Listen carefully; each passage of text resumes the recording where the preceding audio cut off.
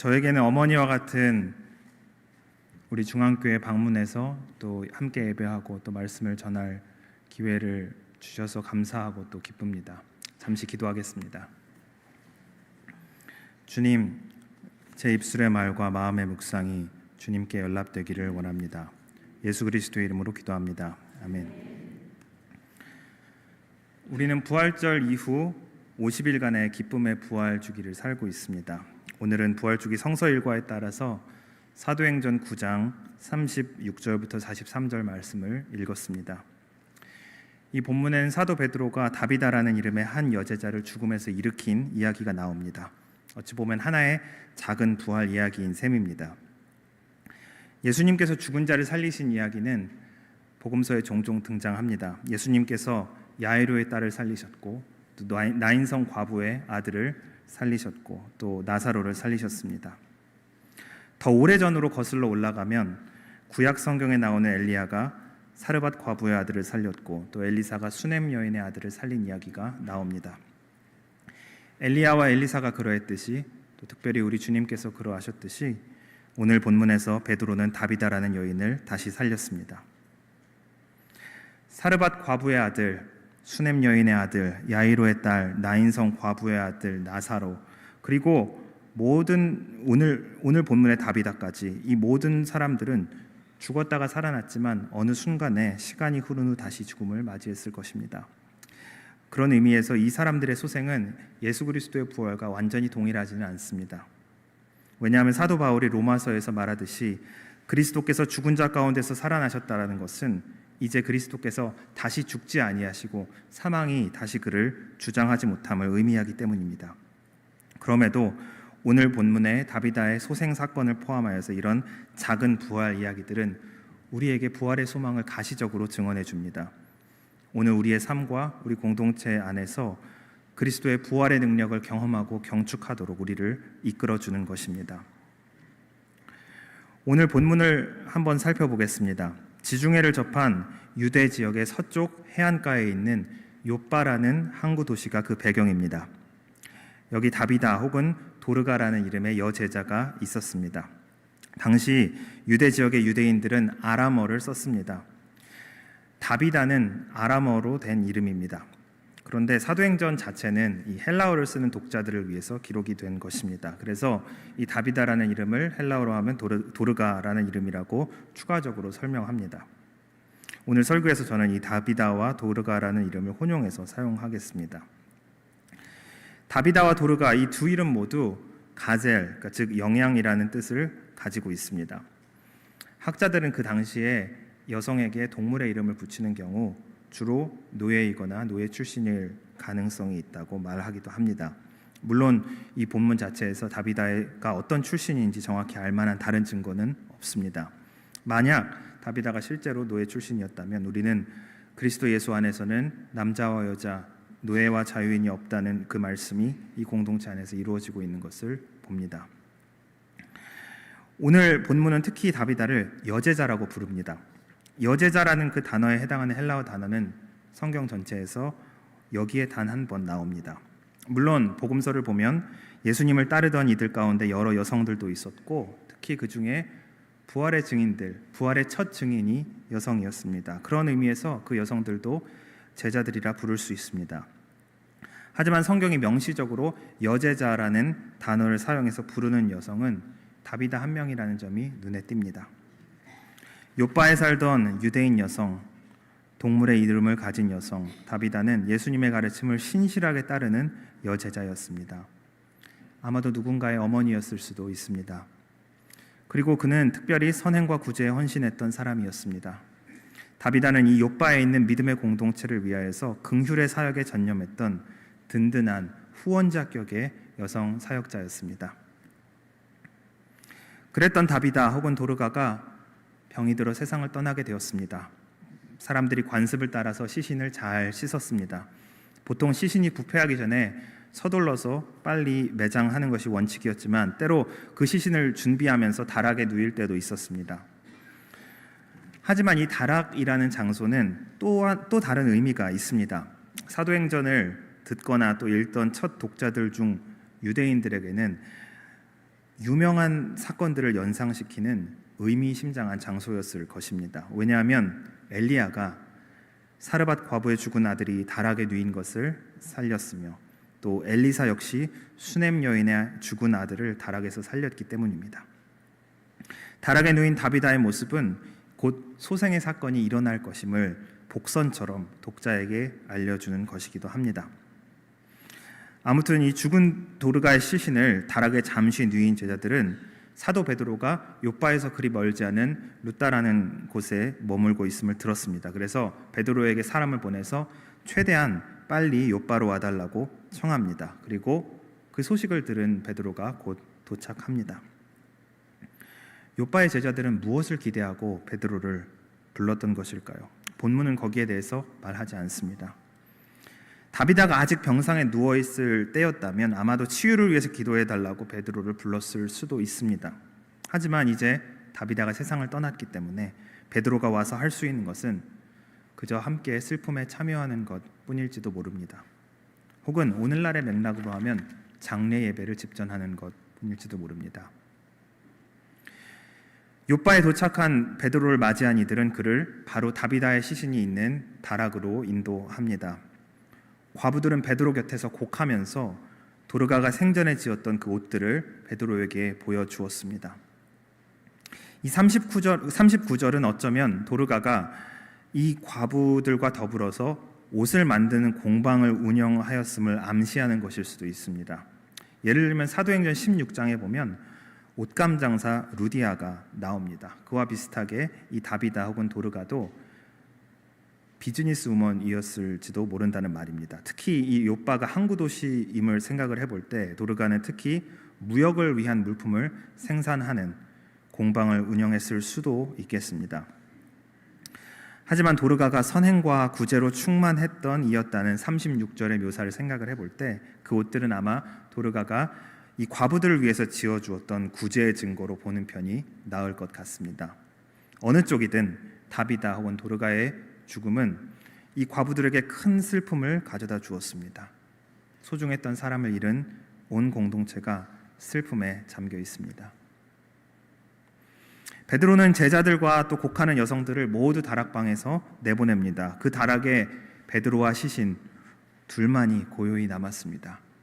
베드로는 무릎을 꿇고 기도합니다. 그리고 돌이켜서 시신을 향해서 이렇게 외쳤습니다. 다비다야, 일어나라. 물론 사도행전에서 이 문장은 헬라어로 적혀 있지만 베드로는 아마도 아람어로 다비다에게 말했을 것입니다. 예수님께서 야이로의 딸에게 달리다 쿰, 소녀야 일어나라 라고 외쳤던 것처럼 베드로는 아마도 비슷한 발음의 아람어로 다비다 쿰, 다비다야 일어나라 라고 외쳤을 것 같습니다. 놀랍게도 죽은 다비다가 눈을 떴습니다. 그리고 베드로를 바라보고 일어나서 앉게 되었습니다. 베드로는 손을 내밀어서 다비다를 벌떡 일으켜 주었습니다. 다락 바깥에 있던 이들을 모두 불러가지고 죽음으로부터 소생한 다비다를 그들에게 보여주었습니다. 이 소식이 온 욥바 사람들에게 전해지고 많은 이들이 주님을 믿게 되는 결과로 이어졌습니다. 하나님께서는 신실한 여제자 다비다를 기억하셨습니다. 그리고 다비다와 함께했던 이 욥바의 공동체, 특히 과부들을 돌보셨습니다.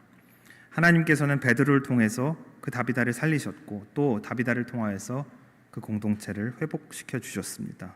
그리고 그 사건을 통해 욥바에 있는 많은 이들이 그리스도께로 돌아오도록 인도하셨습니다.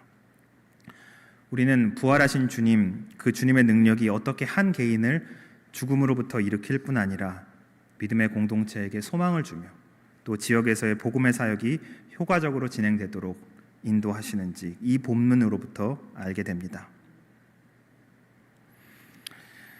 지금까지 이 본문에 집중해서 우리가 살펴보았습니다. 그런데 이 본문을 사도행전 전체의 맥락에 놓고 비추어 본다면 어떤 의미가 있을까요? 사도행전은 신학적 메시지를 효과적으로 전달하는 잘 구성된 문학적 구조를 가지고 있습니다.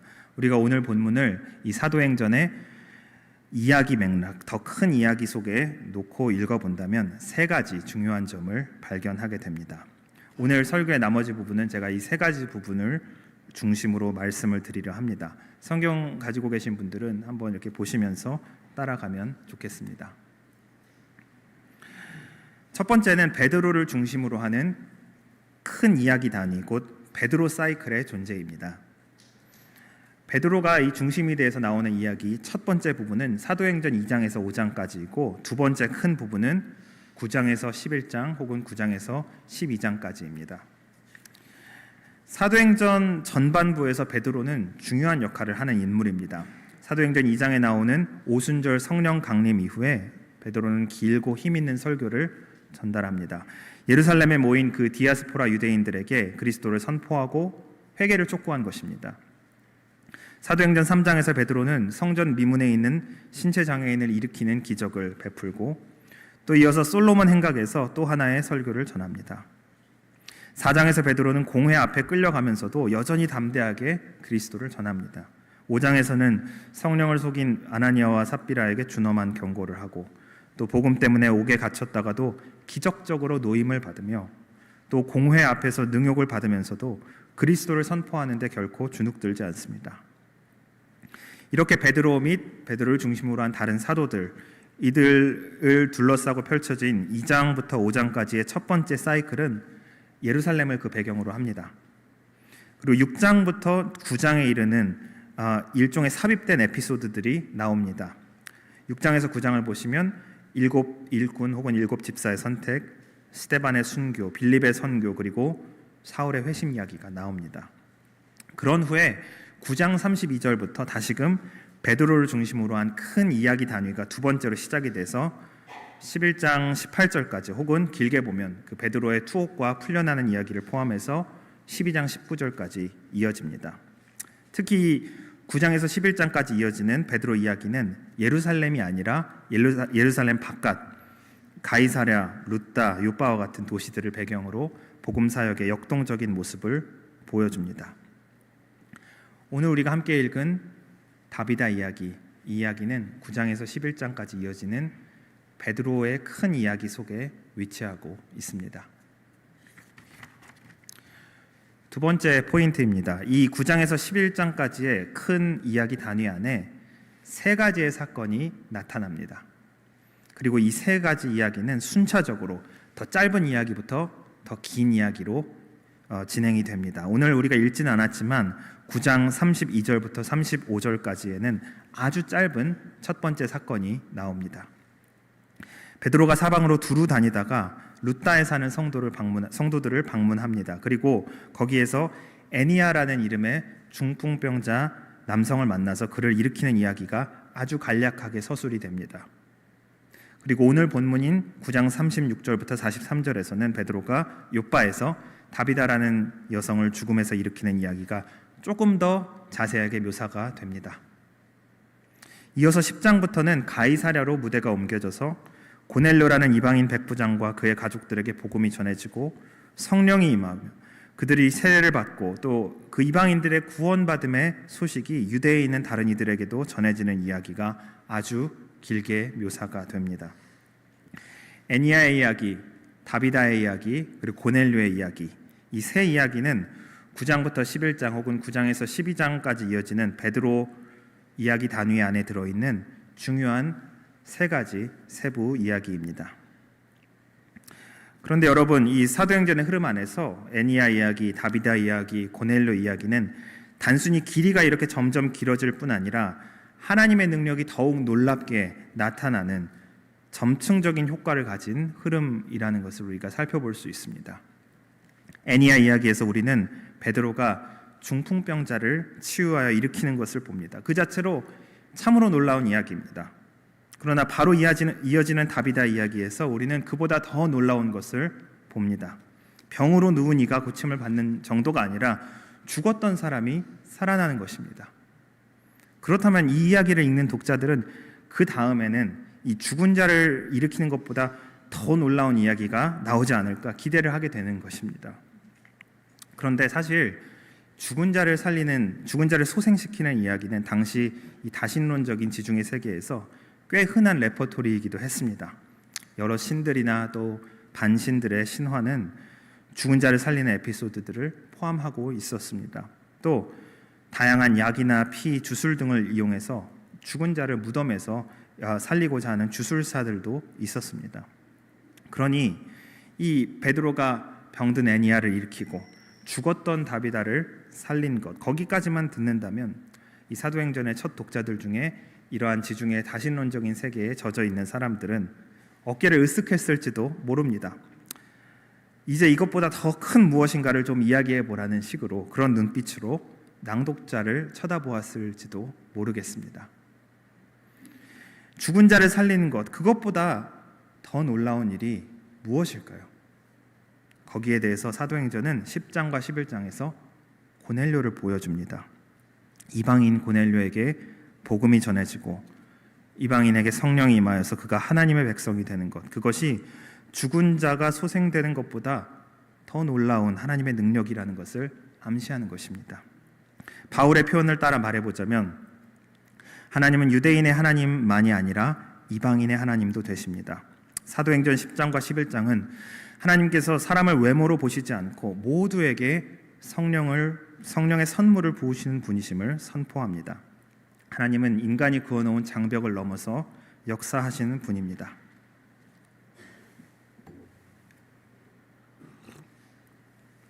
마지막 세 번째로 저는 이 세 가지 이야기 사이에 공통적으로 등장하는 일어나라라는 표현에 주목하고 싶습니다. 이 일어나라라는 명령은 우리가 번역으로 읽을 때 눈에 띄지 않고 지나갈 수도 있지만 원문으로 읽게 되면 조금 더 눈에 띕니다. 베드로는 9장 34절에서 애니야에게 일어나라라고 명령을 합니다. 그리고 중풍병자였던 애니야가 일어났습니다. 9장 40절에서 다비다에게 일어나라라고 명령을 합니다. 그리고 죽었던 다비다가 일어났습니다.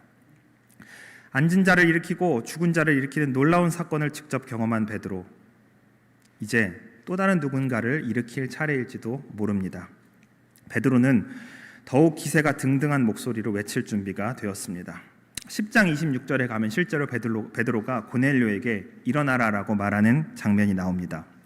베드로에게 이렇게 절을 하니까 일어나라라고 얘기를 하죠. 그런데 10장부터 나오는 이 고넬료 이야기에서 먼저 일어나는 사람, 먼저 일어나야 하는 사람은 고넬료가 아니라 베드로입니다. 베드로 자신이 일어나야 하는 것입니다. 10장 9절부터 보면 베드로가 지붕에 올라가서 기도 중에 배가 주립니다. 그때 환상을 보았습니다. 그 환상 속에서 큰 그릇 혹은 큰 보자기와 같은 것에 각종 부정한 짐승들이 쌓여서 하늘에서 내려옵니다. 율법을 따라서 신실하게 살았던 유대인 베드로, 그에게 이 짐승들은 부정한 것, 먹을 수 없는, 절대 먹을 수 없는 것들입니다. 그때 하늘에서 음성이 들렸습니다. 10장 13절에서 주님께서 말씀하십니다. 베드로야, 일어나서 잡아먹으라. 물론 여기서 일어나라라는 말은 명령은 아니고 분사 형태로 나옵니다. 이 동일한 환상이 세 차례 일어나지만 베드로는 그것을 거부합니다. 하지만 하나님의 역사는 베드로의 거부에도 불구하고 계속되었습니다.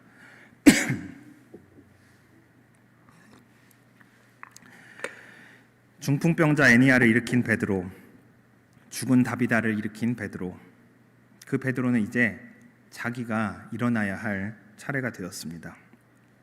다비다를 죽음에서 일으킨 후 욥바라는 도시에 베드로가 머물렀는데, 이 욥바는 오래전 구약시대에 요나가 찾았던 도시이기도 합니다. 여호와께서 요나에게 이렇게 말씀하셨습니다. 너는 일어나라. 그리고 저 큰 성읍 니느웨로 가라.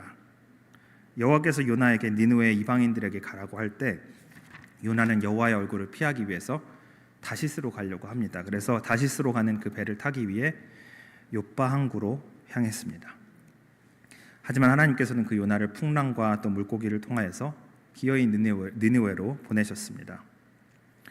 베드로는 욥바에서 본 환상 가운데 받은 메시지, 곧 일어나라, 속되고 깨끗이 않은 동물까지도 잡아먹으라라는 음성을 거부합니다.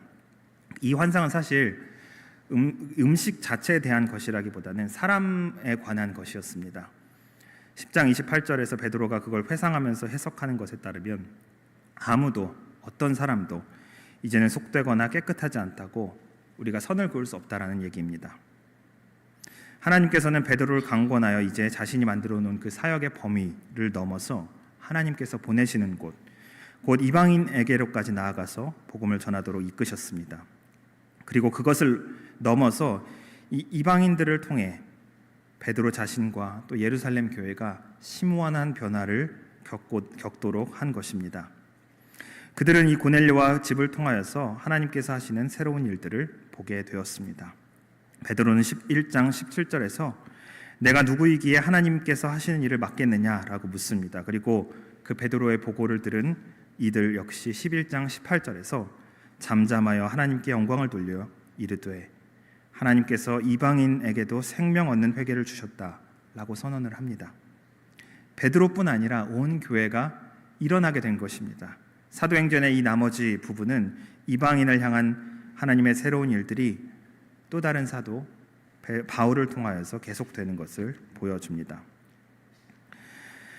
다시 오늘 본문인 이 다비다 이야기로 돌아와 봅니다. 유대 지역의 외곽에 있는 항구 요바에 살던 유대인 여성, 동물의 이름을 가진 여성, 아마도 노예 출신이었을지도 모르는 여성 다비다는 예수님의 가르침을 신실하게 따르고 선행과 구제에 헌신했던 여제자였습니다. 그가 병들어 죽음에 빠지고 온 공동체는 슬픔에 빠졌습니다. 소식을 들은 베드로가 다비다가 누인 다락에 올라가 시신을 마주했을 때, 그리고 사람들을 밖으로 물리치고 시신과 단둘이 남아서 무릎을 꿇고 기도했을 때 베드로는 하나님께로부터 무슨 응답을 들었을까요? 다비다가 해야 할 사명이 여기 남아있다는 것, 그를 통하여서 요바에서 하나님께서 하시고자 하는 일이 있다는 것을 깨닫지 않았을까요? 하나님을 신뢰하면서 베드로는 떨리는 입술을 열어서 담대하게 말했습니다. 다비다야 일어나라. 베드로를 통하여서 다비다를 일으키신 하나님께서는 우리 중앙교회를 향하여서도 일어나라 말씀하시는지도 모르겠습니다. 왜냐하면 우리가 꼭 감당해야 할 사명이 여기 애틀랜타에, 여기 디캡 카운티에, 여기 조지아에, 미국에, 그리고 우리가 협력하는 모든 선교지에서, 세계 곳곳에서 여전히 남아있기 때문입니다. 한국에서도 또 미국에서도 점점 기독교인의 수가 줄고 있다고, 교회들이 점점 교세가 줄고 있다고 사람들이 염려합니다. 우리 교단 미국 장로교 역시 비슷한 어려움을 이미 10수년 이상 오랫동안 겪어오고 있습니다. 제가 속한 신학교를 비롯해서 한국과 미국의 여러 신학교들 역시 그와 같은 파장에서 자유롭지는 않습니다. 저는 오스틴 장로교 신학교에서 교수로 섬긴 지 이제 3년이 되었습니다. 저희 학교에서 한 20-30년 동안 일했던 선배 교수님들이 계십니다. 이분들 이야기를 들어보면 그 시절에 개론을 가르치는 교실마다 목회자가 되려는 학생들이 꽉꽉 들어찼던 시절이 있었다고 합니다. 그에 비하면 제가 가르치는 교실은 상당히 조촐한 느낌입니다. 물론 숫자는 중요합니다. 그러나 정말 중요한 것은 사명입니다. 어느 공동체든 그것을 지탱하는 것은 눈에 보이는 외형이 아니라 결국 그 안에 살아있는 사명일 것입니다. 부활하신 주님께서 사도행전 1장에서 제자들에게 마지막으로 말씀하신 것은 얼마나 많은 사람들을 모으고 얼마나 더 교회의 입김이 세지고 얼마나 우리의 조직이 오랫동안 살아남고 얼마나 더 웅장한 구조물을 짓는가와 전혀 관계가 없었습니다.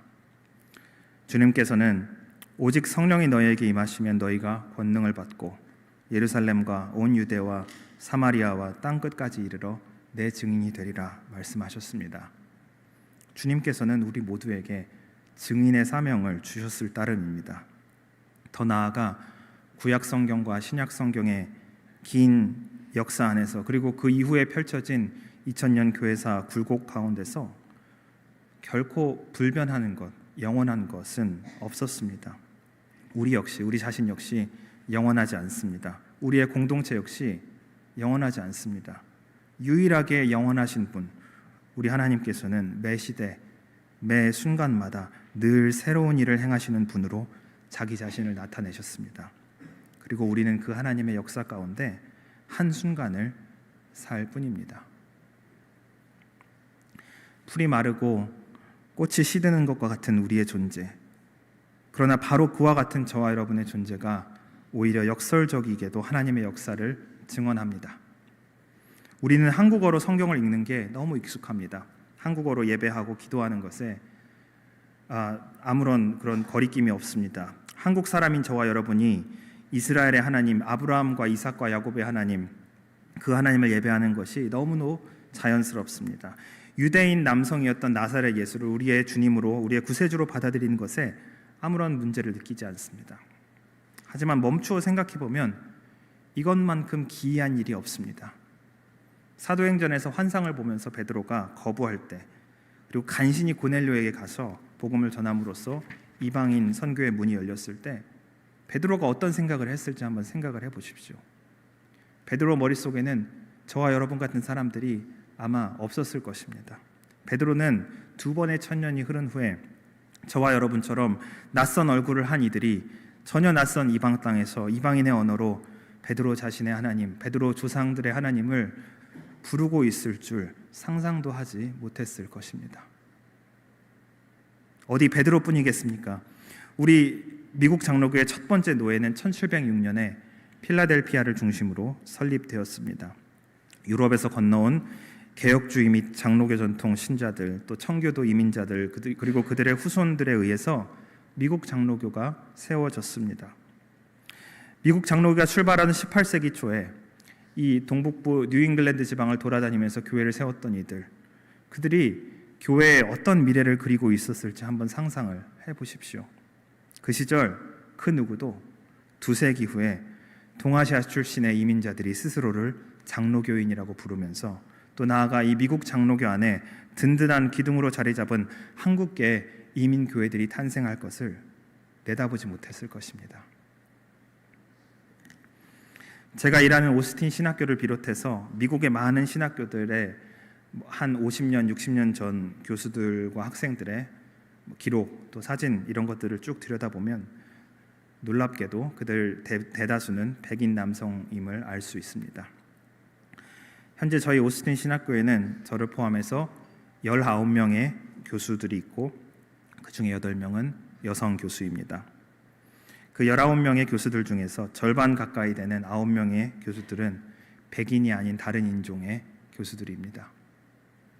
백인 중심의 부유하고 역사가 깊었던 교회들, 또 전통적이고 보수적인 사회적 정치적 가치를 붙들었던 교회들이 점점 쇠락해가고 또 거기에서 목회할 만한 백인 남성 목회 후보생들, 그런 사람들이 점점 신학교를 찾지 않는 사이에 다른 이들이 그 자리를 채우고 있습니다. 저희 학교에는 그 어떤 때보다도 어느 때보다도 다양한 학생들, 인종적, 문화적, 언어적, 성별적으로 다양한 학생들이 새로운 시대를 위한 하나님의 사역에 동참하기 위해서 신학교를 찾고 있습니다. 사람은 뒤를 돌아보면서 숫자를 세지만 하나님은 우리 앞에 가시며 사막의 길을 내시고 강을 만드십니다. 이 땅에 살아가는 이방인 중 이방인인 저와 여러분의 존재가 곧 하나님의 새 일의 증거입니다. 하나님께서 새 일을 행하시는 하나님이심을 가장 결정적으로 보여주는 것, 그것은 바로 그리스도의 부활입니다. 하나님께서는 예수 그리스도를 죽음으로부터 일으키셨습니다. 그리고 그 부활하신 주님께서는 제자들에게 증인이 되라 말씀하셨습니다. 사도행전은 우리 모두를 그 부활의 증인의 자리로 초대하는 이야기입니다. 저는 우리 애틀랜타 중앙교회가 지난 38년 동안 걸어온 모든 걸음마다 주님의 부활이 증언되어 왔음을 감사합니다. 이 공동체 안에서와 애틀랜타와 디캡 카운티 지역 사회와 또 미국을 넘어서 중남미와 세계 각지에서 섬겨온 모든 사역 가운데 방주회와 어린이 사역과 유스와 청년들과 EM 가운데 주방과 차량과 관리와 찬양과 방송 모든 사역 가운데 모든 헌신, 눈물의 기도 가운데 보이지 않는 사랑의 수고 가운데 생명을 싹 틔우는 부활이 한결같이 증언되어 왔음을 감사히 여깁니다. 그리고 앞으로도 계속해서 증언될 것임을 믿습니다. 주님께서 다시 오실 때까지 우리가 계속해서 증인으로 살아갈 때 우리는 때로 못 걷는 애니아를 일으키기도 하고 죽은 다비다를 일으키기도 할 것입니다. 그러나 반대로 우리는 우리 스스로가 앉아있는 그 자리에서 일어나야 할 순간, 일으킴을 받아야 할 순간을 마주하기도 합니다. 애니아를 일으키고 다비다를 일으켰던 그 베드로, 그는 자신이 이제 일어나야 한다는 것을 알지 못했습니다. 그러나 이방인 고넬료와의 만남을 위하여서, 그리고 그 만남을 통하여서 하나님께서는 베드로를 일으키셨습니다. 여러분, 우리는 빛을 들고 다른 이들에게 갈 뿐 아니라 다른 이들의 빛을 통하여서 우리 자신의 변화를 경험합니다. 여러분, 어느 곳으로 일어나서 어느 곳으로 발걸음을 옮기시겠습니까? 우리를 통해 일하시며 또한 우리를 새롭게 하실 그 신실하신 부활의 주님을 찬양합니다. 기도하겠습니다. 부활의 주님, 우리에게 소망과 능력이 되옵소서. 그리하여 우리가 애니야를 일으키고 다비다를 일으키는 부활의 증인으로 계속해서 걷게 하옵소서. 부활의 주님, 우리를 새롭게 하옵소서. 베드로를 일으키고 변화시키신 주님께서 우리를 일으켜 변화시켜 주시고 주님의 영광을, 주님께서 하시는 새 일을 보게 하옵소서. 주 예수 그리스도의 이름으로 기도합니다. 아멘.